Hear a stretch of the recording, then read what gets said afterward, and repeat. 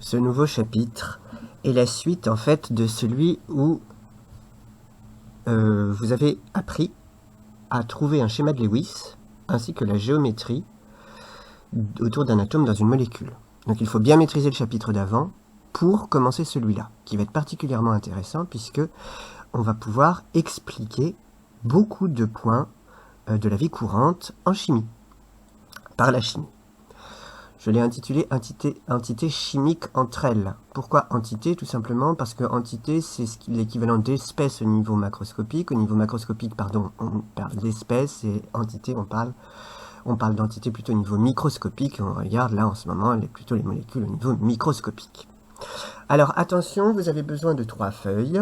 Celle-ci, celle avec un grand tableau, je vais y revenir. Et enfin, même 4 feuilles, le grand 2, conséquence, et puis 1 et grand 3, conséquence 2. Et il sera fait en plusieurs parties.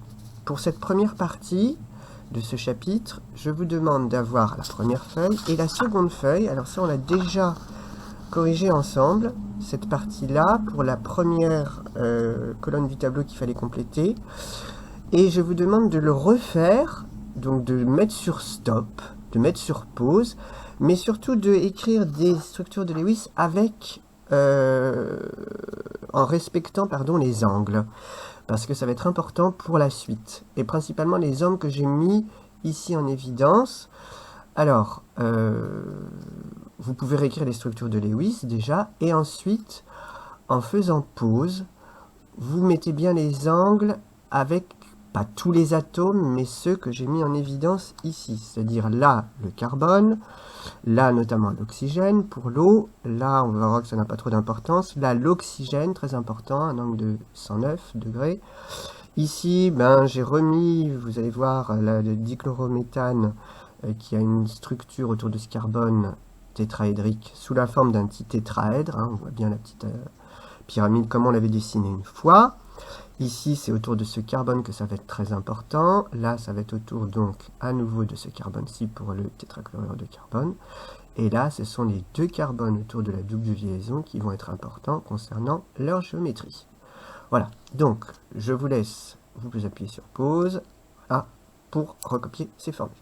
Et puis, vous redémarrez une fois que c'est terminé. Donc, voici la présentation. Une notion d'abord très importante dans le grand 1, ça va être celle de la notion de polarité d'une liaison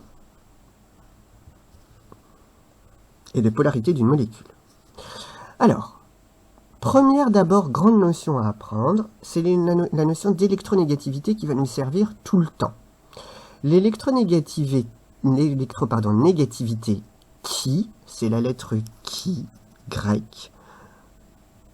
Ça s'écrit CHI comme lettre, mais on prononce qui. Vous voyez que c'est une espèce de X, mais attention, avec un jambage par en dessous. L'électronégativité qui d'un atome traduit la propriété qu'il possède d'attirer à lui les électrons d'une liaison covalente dans laquelle il est engagé. Attention à cette définition, il faut bien la comprendre et ne pas confondre les termes. Donc, lorsqu'on a une liaison covalente, qu'elle soit d'ailleurs simple, double ou triple, comme on l'a vu dans le chapitre précédent, généralement, on verra quand, mais il y a un des 2 atomes qui intervient dans cette liaison qui va attirer à lui un petit peu plus les électrons que l'autre. Vous savez que la liaison covalente, c'est la mise en commun d'électrons de valence. Eh bien, en réalité, une fois que ces électrons sont mis en commun, si on regarde d'un petit peu plus finement, ils sont toujours attirés soit par l'un, soit par l'autre atome.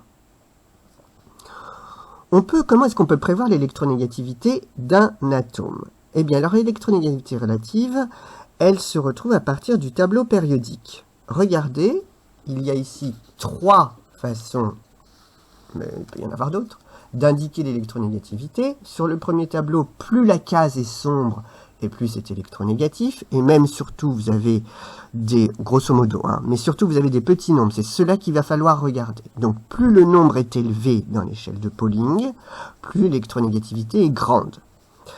Ici, ça va être des petites boules, et là, ça va être la hauteur des colonnes. Alors, on voit très bien que l'électronégativité, regardez ici, par exemple, grosso modo, de gauche à droite, ça augmente, vous voyez, à peu près, hein, dans l'ensemble, même ici, et ça augmente également de bas en haut. Eh bien, c'est ce que vous devez retenir. On peut prévoir l'électronégativité relative des atomes à partir du tableau périodique. L'électronégativité augmente lorsqu'on se déplace de gauche à droite et de bas en haut du tableau. La colonne des gaz nobles, comme vous pouvez voir, il n'y a pas d'électronégativité marquée. Pourquoi? Parce qu'on a vu qu'ils étaient... Bon, sauf pour le xénon, mais c'est vraiment un cas très spécial, on ne va pas en parler. Ils ont déjà 8 électrons de valence autour d'eux, donc 4 doublets. Ils ne peuvent pas engager de liaison covalente en partageant leur doublet avec un autre atome, puisqu'ils en ont déjà 4 autour d'eux. Et donc, ils ne peuvent pas être, comme ils ne peuvent pas avoir une liaison covalente avec un autre atome, ils ne peuvent pas être dans une molécule, et donc ils ne peuvent pas avoir une électronégativité relativement plus grande ou identique à un autre atome. Donc, on note rien. Qu'est-ce que vous devez apprendre par cœur? Bien sûr, pas toutes les valeurs du tableau, mais la séquence suivante. Le plus électronégatif, c'est cet élément-là. Eh bien, cet élément-là, maintenant, vous devez savoir qu'il est dans la deuxième période, et c'est l'avant-dernière case, c'est le fluor. C'est le plus électronégatif des éléments.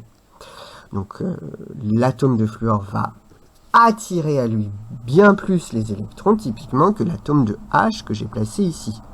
Voilà, l'atome de H, attention, c'est quand même relativement élevé, vous voyez, mais beaucoup moins que l'atome de fluor.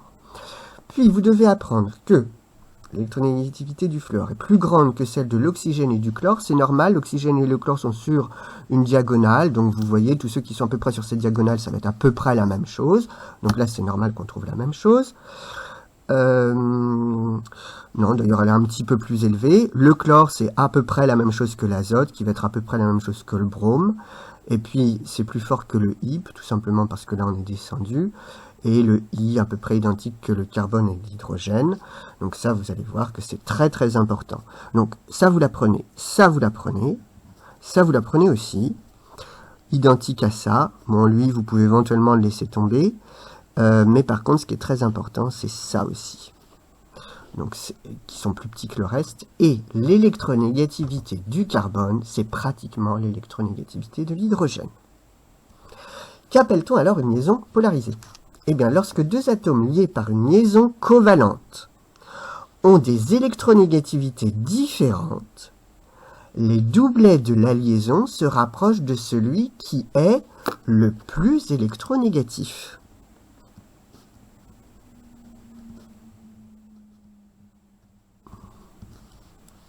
À ce moment-là, l'atome le plus électronégatif se charge alors très légèrement négativement.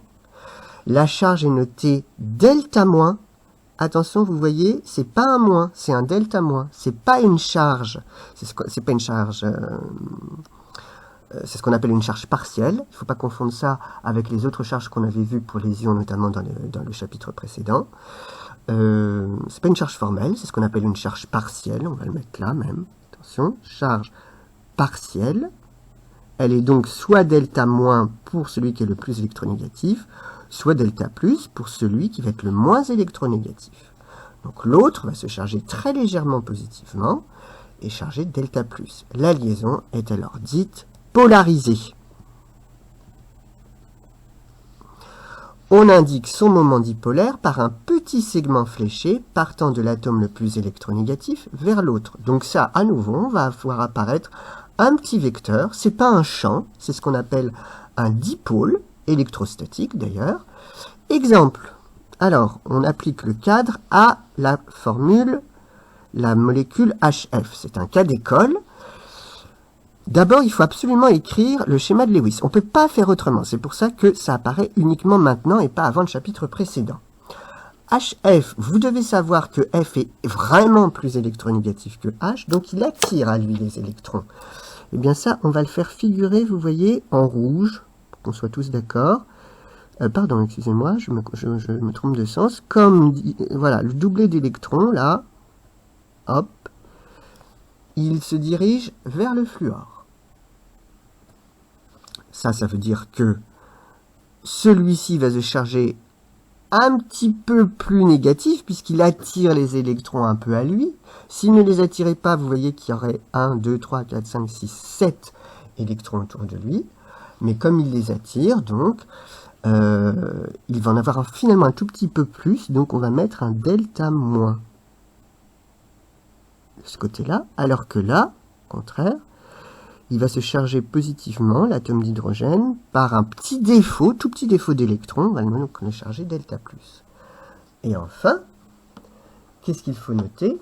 Eh bien, ce fameux moment dipolaire, que je vais noter ici d'une autre couleur. Attention, le moment dipolaire, un petit segment fléché, partons de l'atome le plus électronégatif. Donc surtout, je pars ici du fluor. Et ça va du fluor vers le H. Donc je le rajoute là. Et qu'est-ce qu'on utilise comme lettre pour ce moment? Un petit mu.